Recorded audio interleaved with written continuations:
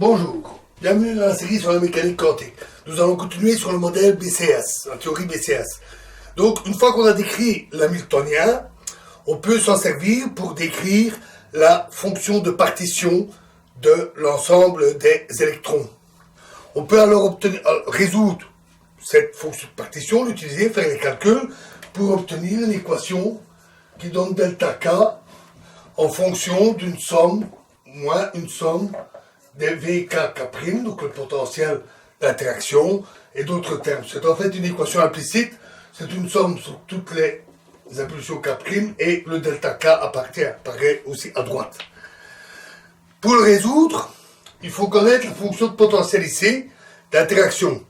Alors, elle est complexe, donc on prend une approximation, on fait une hypothèse, puisqu'on sait que seuls les électrons à la surface de Fermi contribuent à la formation d'un courant, d'un déplacement d'électrons ou des formations de paires de Cooper. On fait l'hypothèse que la fonction V est nulle partout, sauf un endroit où elle est constante, égale à une valeur V0, dans une couche autour de la surface de Fermi, une couche de plus ou moins K. Donc ici on a l'énergie de Fermi, et c'est une couche d'épaisseur plus ou moins K θd, qui est l'énergie des phonons. Cette hypothèse est plutôt plausible. Il existe, alors en faisant le calcul, on vérifie qu'il existe une solution à cette équation seulement si, en fait c'est moins V0, excusez-moi, c'est une convention, une solution existe à cette équation seulement si V0 est positif, c'est-à-dire potentiel négatif, un potentiel attractif, ce qui est logique. En faisant le calcul, on dégage aussi un paramètre important, G, qui est égal à V0 fois G epsilon F sur 2. Ce paramètre a l'avantage de combiner les autres, V0 et G. Et ça permet ainsi d'avoir plus qu'un seul, donc G epsilon F, un seul paramètre qui dicte l'ensemble des processus. En menant les calculs, on trouve alors une fonction delta t, qui est notée delta 0, 0 absolu, qui est la valeur de delta pour une température quelconque. La courbe ainsi obtenue est en assez bon accord avec la mesure du gap dans les supraconducteurs, dans la mesure où, rappelez-vous, le gap est 2 fois la valeur de delta. Nous avions vu la précédente vidéo. On vérifie aussi avec cette formule que delta est égal à 0 pour une température supérieure à une certaine valeur critique qui est donnée par 1.13 fois θd fois exponentielle de moins 1 sur G. Donc au-dessus de cette température critique, les électrons ont un comportement, le métal a un comportement normal, tandis qu'en dessous de la température critique, la valeur delta est positive, et nous avons vu que cela correspond à l'état supraconducteur. Et donc, le modèle prédit un changement de phase à une température critique qui est calculable. Expérimentalement, on ne peut pas calculer ça sans connaître les paramètres. Expérimentalement, c'est ainsi qu'on détermine la valeur de G, qui intervient dans d'autres expressions qu'on peut alors vérifier. Ainsi, par exemple, pour l'étain, la température de débit est d'environ 200 Kelvin, et la température critique est de 3,7 Kelvin. Donc, on en déduit que G est égal à 0,24. Donc, c'est un bon moment pour vérifier si l'hypothèse de notre modèle est correcte. Par exemple, si la couche varie, ici, si on prend une couche d'épaisseur légèrement différente, est-ce que cela modifie les résultats? La conclusion est que oui, évidemment, ça modifie un peu le résultat, mais fort peu. G reste proche de 0,24. Ceci est dû au fait qu'on a un facteur exponentiel qui amortit les effets de ce choix. Donc on a de la chance, le modèle est assez indépendant de l'épaisseur de la couche qui est utilisée, et donc c'est un modèle plutôt, l'hypothèse est plutôt robuste. Si on a un isotope d'une masse molaire différente, cela ne change pas tous ces résultats, sauf la température de débit. La température de débit dépend de la masse des ions.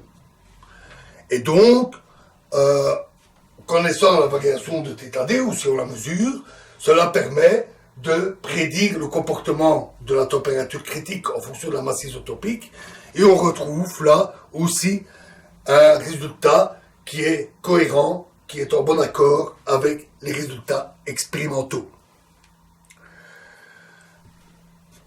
Le calcul de la fonction de partition, pouvant se continuer, on trouve qu'elle a une forme qui est donnée par oméga E0 plus un terme plus ou moins compliqué. Et oméga E0 est la température d'un gaz d'électrons au zéro absolu, d'un gaz d'électrons libre au zéro absolu.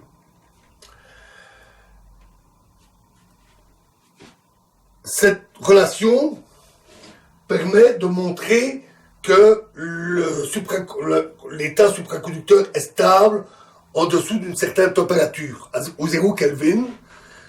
Au 0 Kelvin, ce qu'on retrouve, c'est uniquement les termes ici, et on calcule à ce moment-là que l'écart entre les deux est donné par delta 0 au carré, divisé par 4, fois G epsilon F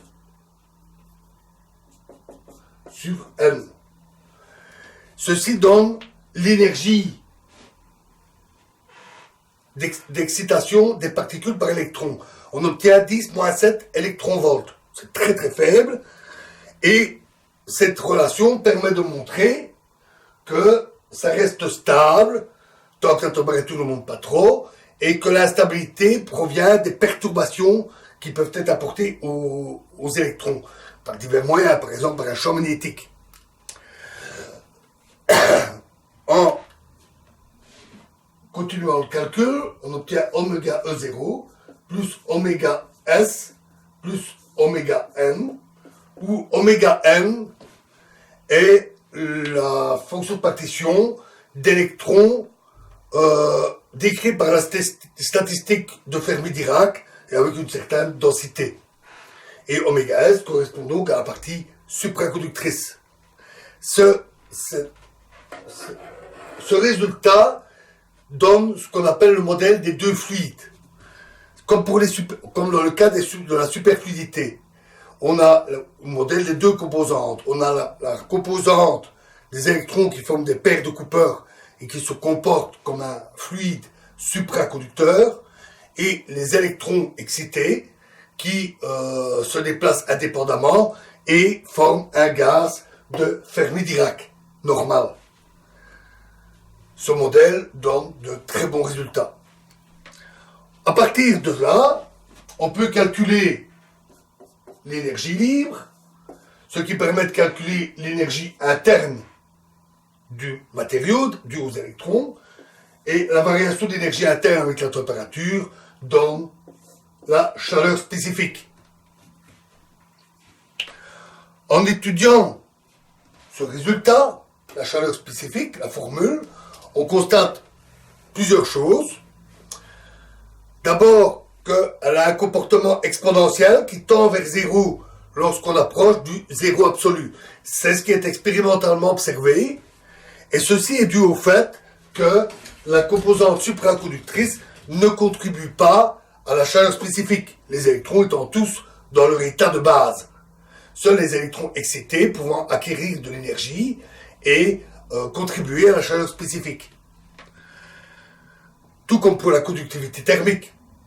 Et on constate aussi que il y a une discontinuité de la chaleur spécifique au niveau de la température critique, et on peut la calculer, et elle correspond aussi bien aux résultats expérimentaux. De même, la forme générale de la chaleur spécifique. On peut aussi inclure le champ magnétique dans la fonction de partition, calculer l'effet d'un champ magnétique, et on peut ainsi calculer le champ critique où il y a disparition de la supraconductivité à une température donnée. Là aussi, on a un très bon accord avec les résultats expérimentaux. Avec une petite exception, c'est que le plomb et le mercure s'écartent un petit peu de ces prédictions. En fait, la valeur de G calculée est de l'ordre de 0,2. Et ça, pardon, 0,2, oui. Donc ici, j'avais dit 0,24 pour l'étain. Et pour tous les supraconducteurs, on obtient cette valeur à peu près de 0,2, sauf pour le plomb et le mercure, où la valeur est d'environ 3, nettement plus grande. Ce qui prouve que dans leur cas, certaines des hypothèses que nous avons faites sont un peu justes. Donc là, on s'écarte un petit peu, mais pas tant que ça, des valeurs théoriques. Donc la théorie BCS, c'est une très bonne théorie qui donne des résultats qui correspondent très bien aux résultats expérimentaux. Il nous reste à voir un point, ce sont les propriétés électromagnétiques des supraconducteurs. Que se passe-t-il quand on applique un champ magnétique à un supraconducteur, comment se comporte le courant électrique, etc. Donc ça, nous verrons dans la prochaine vidéo. Je vous remercie.